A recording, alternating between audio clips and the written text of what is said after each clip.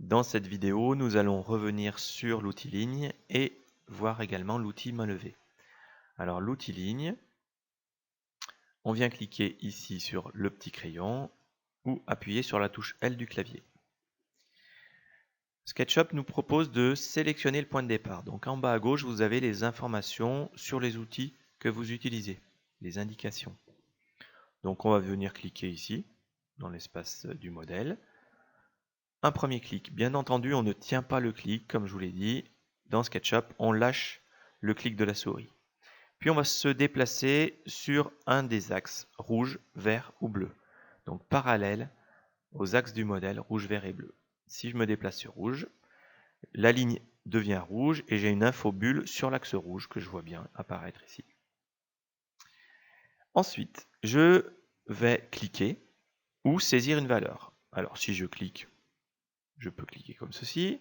Je ne tiens pas le clic, bien entendu, puis je continue de cliquer en me déplaçant sur les différents axes. Et quand je reclique sur le premier point, dans ce cas-là, une face est créée parce que j'ai créé une succession d'arêtes sur le même plan, coplanaire. Si j'avais fait la même chose sans suivre les axes vert et rouge, mais en partant en bleu par exemple, là, dans ce cas-là, il n'y a pas de face parce que je ne suis pas sur le même plan. Si je viens refermer ici, des faces ont été créées. Alors ça, c'est une première chose. Ensuite, on va voir que si je dessine des lignes, je vais pouvoir dessiner une succession de lignes sans m'arrêter. Si je veux arrêter la succession de lignes, je vais pouvoir appuyer sur deux touches. Alors une touche qu'on va souvent utiliser pour arrêter la commande en cours tout en gardant l'outil. Je veux garder mon outil ligne pour par exemple redessiner une ligne qui va partir d'ici, mais arrêter la succession ici. Je vais appuyer sur la touche échappe. La touche échappe arrête la commande, arrête la succession ici de lignes, mais j'ai toujours l'outil ligne et je vais pouvoir continuer de dessiner des lignes si je le souhaite. Sinon, je vais pouvoir appuyer sur la touche barre d'espace comme on l'a vu pour accéder à l'outil de sélection et là j'arrête également la succession de lignes.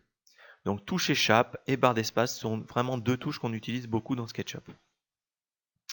Alors maintenant, on va voir comment paramétrer précisément la longueur des lignes. Alors en bas à droite, vous avez la zone de saisie des valeurs.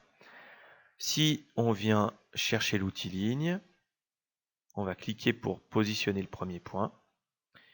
On va se déplacer sur l'axe rouge par exemple. Et dans la zone de saisie des valeurs, je vois la valeur actuelle, 3,4. Je peux taper une autre valeur au clavier et valider. Donc une des touches entrées ensuite pour valider. Et je viens de dessiner une ligne de 5 mètres de long. Pour l'instant, mes unités sont les mètres. Je vais faire échappe. Je vais venir dans fenêtre info sur le modèle et je vais régler les unités en centimètres. Très bien. Je relance la commande de ligne. Je clique par exemple sur l'extrémité ici et je me déplace sur l'axe vert et je vais rentrer ma valeur en centimètres maintenant. Et je valide. Axe rouge, 450 par exemple, et je valide et je viens refermer. Maintenant, il y a une autre chose qu'on va voir si vous définissez une valeur, par exemple 350 pour ma ligne. Si finalement je veux une ligne de 500, je tape tout de suite derrière une nouvelle valeur et ma ligne aura bien une longueur de 500, puis 250. Si je ne bouge pas, si je ne fais rien, si je n'utilise pas d'autres outils, je peux changer la valeur en cours. Et puis je continue. 350 et puis finalement 150. Et ça va fonctionner pour tous les outils. Dès que je vais rentrer des valeurs, si je ne fais rien d'autre et que tout de suite je modifie la valeur est bien effectivement modifiée. Alors, échappe pour arrêter tout ça. Maintenant, l'outil main levée. Alors, c'est l'outil le plus simple. L'outil main levée s'utilise exceptionnellement en faisant des clics et glissés. Je tiens le clic pour dessiner une courbe parfaitement aléatoire et je reviens au point de départ pour fermer la courbe. Si je tiens le clic et que je lâche en cours, Voilà ce que ça donne.